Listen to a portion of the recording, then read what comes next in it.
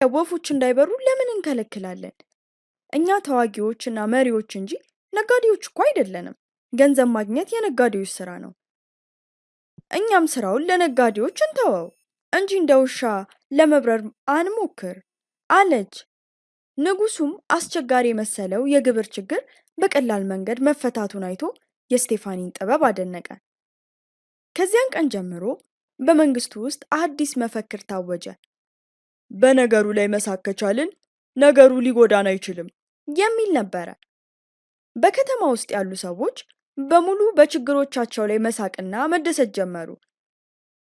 አንዲት ሴት የጫማዋ ተረከዝ ሲሰበር እንኳን ከመናደድ ይልቅ በነገሩ ስቃ ጫማዋን አውልቃ በደስታ መደነስ ጀመረች።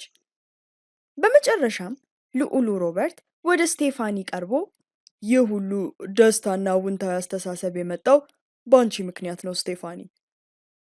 አሁን አንድ ነገር ልጠይቅሽ፣ ግን እባክሽን በሳቅ እንዳታሳልፊው። ታገቢኛለሽ ስቴፋኒ? አላት። ስቴፋኒም ፈገግ አለች። ምክንያቱም አንዳንዴ በህይወት ላይ መሳቅ ለመኖር በጣም ቀላሉ መንገድ ነውና። በሌላ አዲስ ታሪክ እስከማገኛችሁ ደህና ቆዩልኝ ባይ